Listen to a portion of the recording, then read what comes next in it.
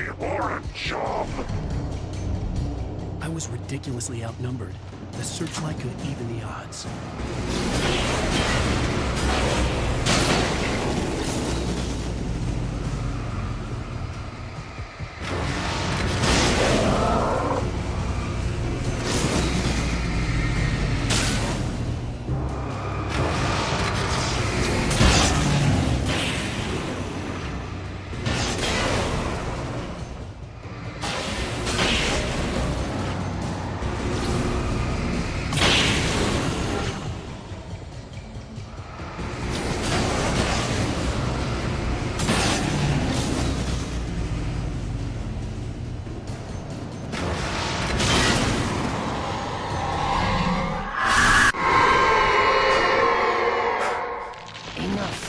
You will go no further.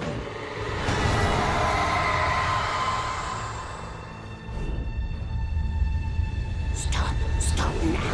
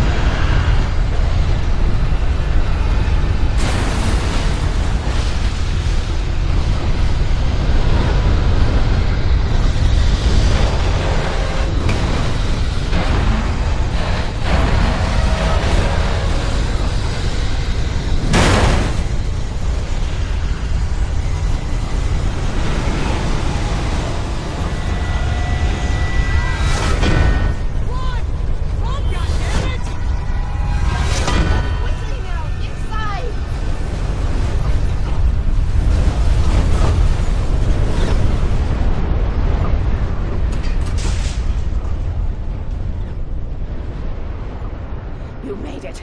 Well done. I'm glad I was wrong. But it was a foolish chance to take. Don't worry about the noise. We're safe here. I have looked after the well-lit room for many, many years now. There is no shadow in the well-lit room. The power is fail-safe, and all the bulbs are numbered and changed regularly based on their make and model.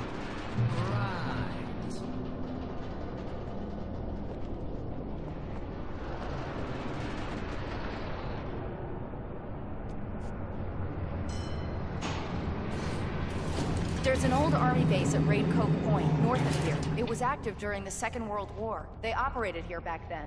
They must have built this. Yes, they did. It's my place now.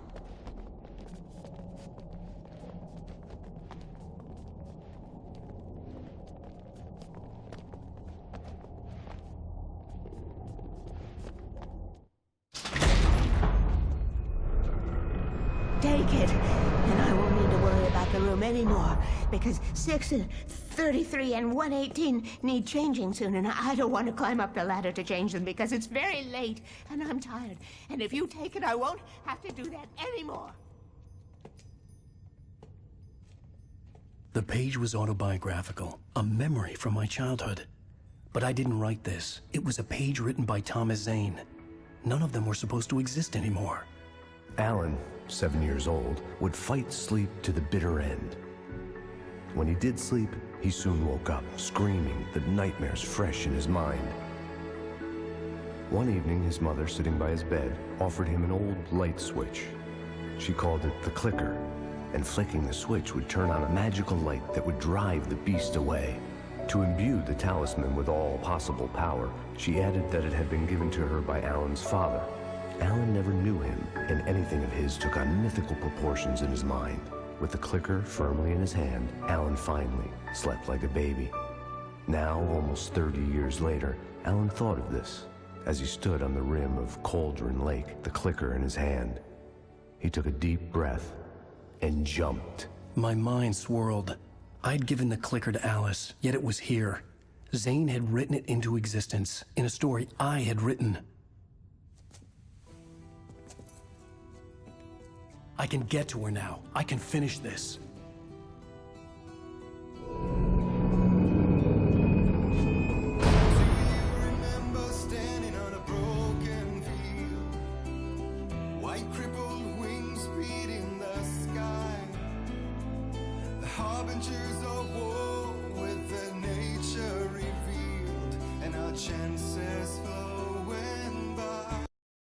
Previously on Alan Wake, I wrote a horror story that has come true. Thomas Zane did the same in the 70s. You will go no further. If I continue like the Dark Presence wants me to, the story I'm writing won't save Alice.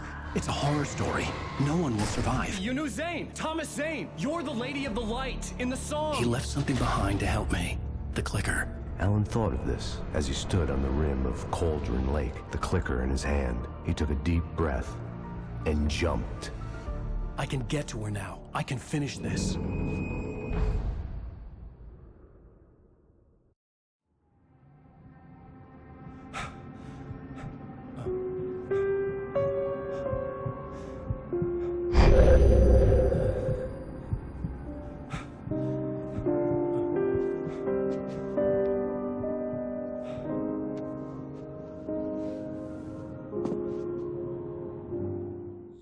I had a hangover. My head was about to explode and the light hurt my eyes. I needed my sunglasses and painkillers to dull the pain. In one of my finer moments of self-deception, I swore to quit drinking.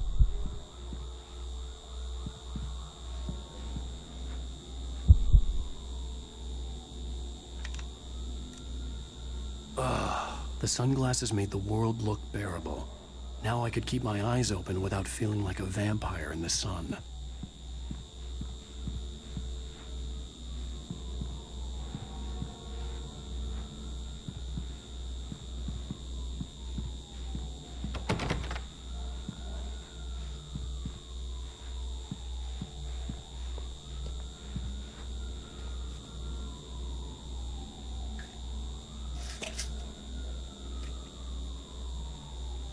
The pills worked fast.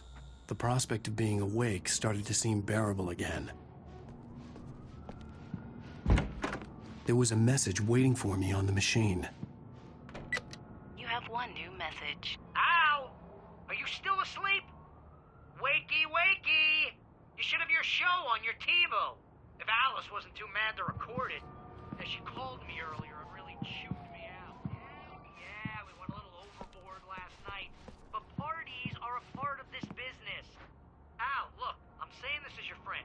She's not doing your career any favors by trying to run your life like that, okay? I'll talk to you later, Al. Watch the show.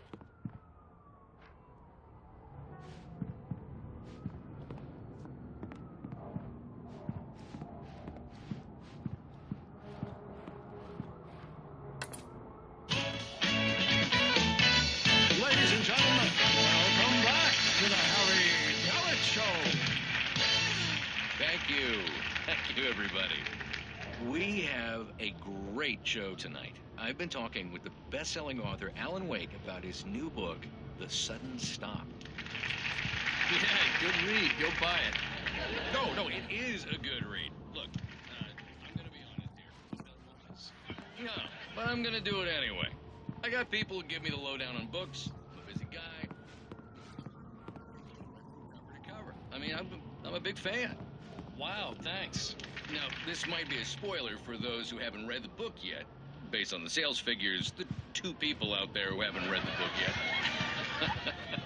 But this last book is all about the death of the main character, the heart detective, Alex Hastings.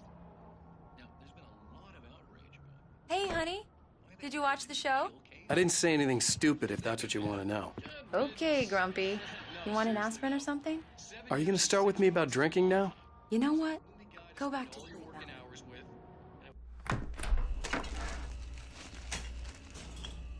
What? Now you can't even talk to me? Well, this morning I was angry because you said you'd be home at midnight and you showed up at 7 a.m. and passed out in mid-sentence. Now I'm over it. Are you angry? This goddamn tour. It's gotten out of hand. Oh, honey. It's almost over, right? We can get back to normal. Then you can start writing again. I'm sorry, honey. Alan, you're not thinking straight. Just take a shower and go back to bed, huh? Yeah, you're right, honey. I'm sorry. Once this is over, let's go away together. A vacation. Just you and me. Some peace and quiet.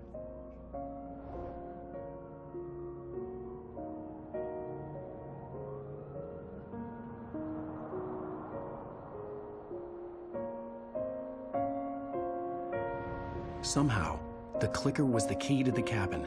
I had to return to Cauldron Lake to save Alice.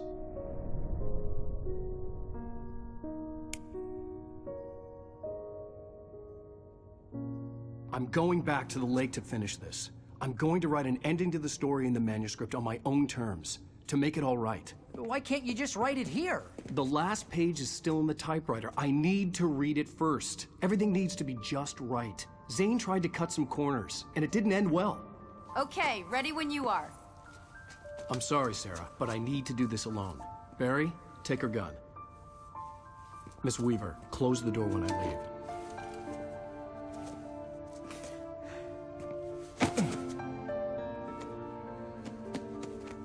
Good luck, Al. See you later.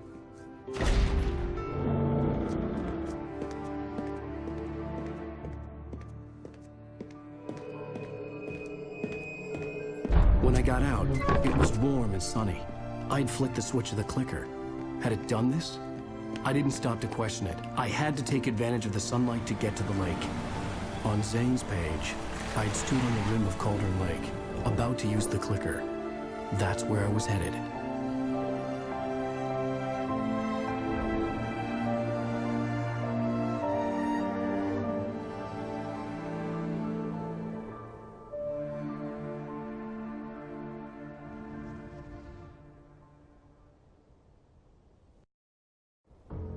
Alone, in daylight, surrounded by the beauty of the Pacific Northwest landscape. It was hard not to let doubt creep in one last time. I could still chalk everything up to a dream, a delusion. I had enough imagination to make up something like this, having been in the cabin all this time, trapped in a story inside my head, gone mad from grief over Alice's death like Hartman had claimed. There would be no way of knowing. I told myself it didn't really matter. My course was set.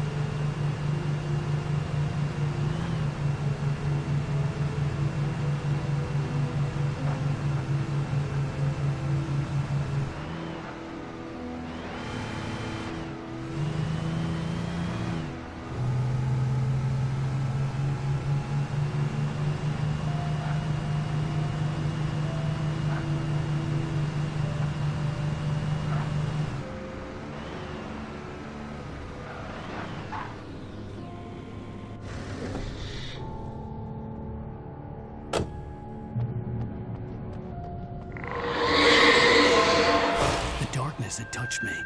There was a link between us, always would be. I could feel its presence again, getting closer.